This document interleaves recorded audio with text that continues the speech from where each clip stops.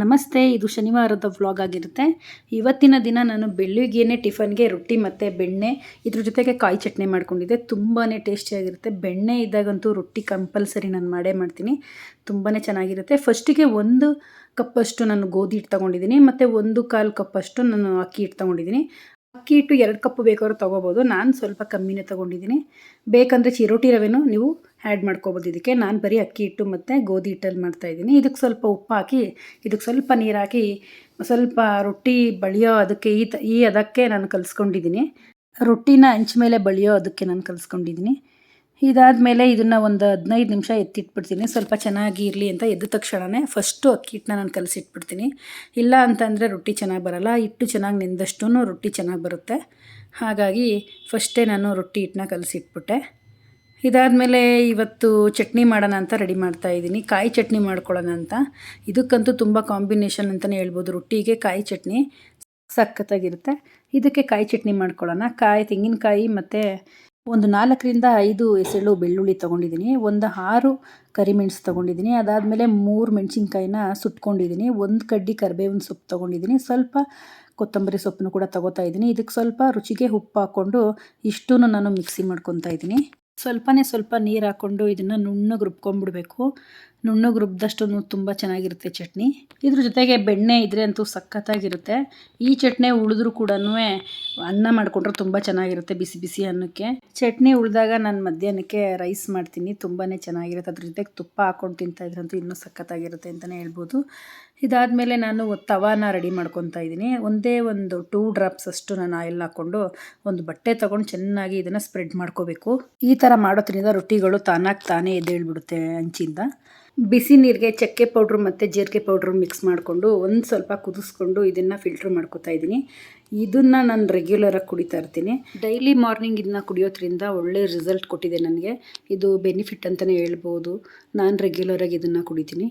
ಇವಾಗ ರೊಟ್ಟಿ ಹಾಕೋಣಂತ ಸ್ಟಾರ್ಟ್ ಮಾಡ್ಕೊಂಡಿದ್ದೀನಿ. ಫಸ್ಟಿಗೆ ಸ್ವಲ್ಪ ಚೆನ್ನಾಗಿ ತವಾನ ಬಿಸಿ ಮಾಡಿಕೊಂಡು ರೊಟ್ಟಿ ಹಾಕ್ತಾಯಿದ್ದೀನಿ. ಮೊದಲನೇ ರೊಟ್ಟಿ ಅಂತೂ ಸರಿಯಾಗಿ ಬರೋಲ್ಲ, ನನ್ನ ಪ್ರಕಾರ ಕಿತ್ತೋಗುತ್ತೆ. ಯಾಕೆಂದರೆ ಎಣ್ಣೆ ಸವರಿದ್ವಲ್ಲ, ಹಾಗಾಗಿ ಫಸ್ಟ್ನೇ ರೊಟ್ಟಿ ಕಿತ್ತೋಗುತ್ತೆ. ಸ್ವಲ್ಪ ಚಿಕ್ಕದಾಗೆ ಹಾಕ್ಕೊಳ್ಳಿ, ಜಾಸ್ತಿ ಹಿಟ್ಟು ಹಾಕೋದು ಬೇಡ. ನಾನು ನೋಡೋಣ ಅಂತ ಹಾಕ್ತೆ, ಸ್ವಲ್ಪ ವೇಸ್ಟ್ ಆಯಿತು. ಇದರಲ್ಲಿ ಸ್ವಲ್ಪ ಇರೋ ಹಿಟ್ಟನ್ನ ನಾನು ಎತ್ತಿಟ್ಕೊಂಡ್ಬಿಟ್ಟೆ. ಯಾಕೆಂದರೆ ಫಸ್ಟ್ನೇ ರೊಟ್ಟಿ ಬರೋಲ್ಲ. ಹಂಗೂ ನಾವು ಮ್ಯಾನೇಜ್ ಮಾಡಿ ಬಳಿಬೋದು. ಸ್ವಲ್ಪ ದಪ್ಪ ಆಗುತ್ತೆ, ಯಾರೂ ತಿನ್ನಲ್ಲ. ಹಾಗಾಗಿ ಇಲ್ಲಾಕಿ ವೇಸ್ಟ್ ಆಗುತ್ತೆ ಅಂತೇಳಿ ಅದನ್ನು ತೆಗೆದುಬಿಟ್ಟೆ. ತೆಗ್ದಾದ್ಮೇಲೆ 2ನೇ ರೊಟ್ಟಿನ ನಾನು ಹಾಕ್ತಾಯಿದ್ದೀನಿ. ಇದಂತೂ ಚೆನ್ನಾಗಿ ಬರುತ್ತೆ. ಇನ್ಮೇಲೆ 1 ರೊಟ್ಟಿನೂ ಕೂಡ ಕಿತ್ತೋಗಲ್ಲ. ಫಸ್ಟ್ನೇ ರೊಟ್ಟಿ ಮಾತ್ರ ಹಂಗಾಗುತ್ತಷ್ಟೇ. ಮುಂಚೆನೇ ಸ್ವಲ್ಪ ನೀರು ಚುಮ್ಕಿಸಿ ನಾನು ಬಟ್ಟೆ ಒರೆಸಿದ್ರೆ ಆ ಥರ ಆಗ್ತಿರ್ಲಿಲ್ವೇನೋ ಮೇ ಬಿ. ನಾನು ಆ ಥರ ಮಾಡಲಿಲ್ಲ. ಹಾಗಾಗಿ ಫಸ್ಟ್ನೇ ರೊಟ್ಟಿ ಕಿತ್ತೋಯ್ತು. 2ನೇ ರೊಟ್ಟಿ ತುಂಬ ಚೆನ್ನಾಗಿ ಬಂತು.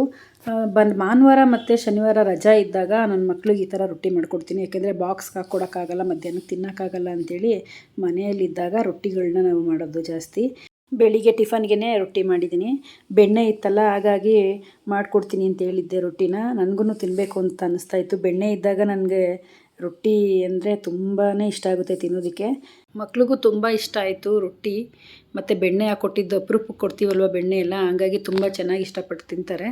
ಅದಾದಮೇಲೆ ಮನೆ ಕ್ಲೀನಿಂಗ್ ಮಾಡೋಣ, ಹಬ್ಬ ಬೇರೆ ಹತ್ರ ಬಂತು ಅಂತೇಳಿ ಎಲ್ಲ ರೆಡಿ ಮಾಡ್ಕೊತಾ ಇದ್ದೀವಿ. ಅವ್ರವ್ರ ಬುಕ್ಕೆಲ್ಲ ಅವ್ರು ಕ್ಲೀನ್ ಮಾಡ್ಕೊತಾ ಇದ್ರು. ಬೇಕಾಗಿರೋದು ಬೇಡದೇ ಇರೋದೆಲ್ಲ ನೋಡಿ ತೆಗ್ದಿಡಿ ಅಂತ ಹೇಳಿದೆ, ತೆಗ್ದಿಟ್ಕೊತಾ ಇದ್ರು. ಅದಾದಮೇಲೆ ಮಧ್ಯಾಹ್ನ ಸಾಂಬಾರಿಗೆ ಬೇಳೆ ಸಾರು ಮಾಡೋಣ ಅಂತ ರೆಡಿ ಮಾಡ್ತಾಯಿದ್ದೀನಿ. ಸ್ವಲ್ಪ ಮೈಸೂರು ದಾಲು ಇತ್ತು, ಅದನ್ನು ಸೇರಿಸ್ಕೊಂಡಿದ್ದೀನಿ. ಇದ್ರ ಜೊತೆಗೆ ನಾರ್ಮಲ್ ಬೇಳೆನೂ ಹಾಕ್ಕೊಂಡಿದ್ದೀನಿ. ಎಲ್ಲನೂ ಎರಡೂ ಸ್ವಲ್ಪ ಹಾಕ್ಕೊಂಡು ಸಾಂಬಾರು ಮಾಡ್ಕೊಳ್ಳೋ ಅಂತ ಮಾಡ್ತಾಯಿದ್ದೀನಿ. ಇದ್ರ ಜೊತೆಗೆ ಒಂದು 2 ಟೊಮೆಟೊ ಕಟ್ ಮಾಡಿ ಹಾಕ್ಕೊಂಡೆ. ಉಂಡೆ ಟೊಮೊಟೊನ ಯಾವುದೇ ಕಾರಣಕ್ಕೂ ಬೇಯಿಸೋಕೆ ಹೋಗ್ಬೇಡಿ. ಏಕೆಂದರೆ ಟೊಮೊಟೊ ಮೇಲ್ಗಡೆಯಿಂದ ಚೆನ್ನಾಗಿದ್ರೂ ಕೂಡ ಒಳಗಡೆ ಹುಳ ಇದ್ದೇ ಇರುತ್ತೆ. ಯಾವುದಕ್ಕೂ ಟೊಮೊಟೊ ಕಟ್ ಮಾಡಿ ಸ್ವಲ್ಪ ಚೆಕ್ ಮಾಡಿ ಹಾಕ್ಕೊಳ್ಳಿ. ನಾನು ಫಸ್ಟ್ ಉಂಡೆ ಹಾಕ್ತಿದ್ದೆ, ಇಲ್ಲ ಅಂತ ಹೇಳಲ್ಲ. ಇವಾಗ ಹಾಕಲ್ಲ ಆ ಥರ. ಇವಾಗಂತೂ ಕಟ್ ಮಾಡೇ ಹಾಕೋದು ನನ್ನ ಸಾಂಬಾರಿಗೆ. ಕೆಲಸ ಎಲ್ಲ ಮುಗೀತು. ಸ್ವಲ್ಪ ಆಯಿಲ್ ಹಾಕಿ ನಾನು ವಿಜಿಲ್ ಕೂಗ್ಸೋಕ್ಕಿಟ್ಟೆ. ಒಂದು 3 ವಿಜಿಲ್ ಕೂಗಿದ್ರೆ ಸಾಕು. ನಮ್ಮನೆಗೆ ನೋಡಿ ದೊಡ್ಡ ಮನುಷ್ಯರು ಓಡಾಡ್ತಾ ಇದ್ದಾರೆ. ಇದಾದಮೇಲೆ ಶನಿವಾರ, ಇವತ್ತು ಪೂಜೆ ಎಲ್ಲ ನನ್ನ ಮಗಳು ಮುಗಿಸ್ಕೊಂಡಿದ್ಲು, ನಾನು ಮಾಡಿರಲಿಲ್ಲ. ಇವತ್ತಿನ ಬೆಳಗಿನ ಕೆಲಸ ಎಲ್ಲ ಮಾಡಿ ಅದಾದಮೇಲೆ ನಾನು ನನ್ನ ಶಾಪ್ಗೆ ಹೊರಟೆ. Thank you for watching.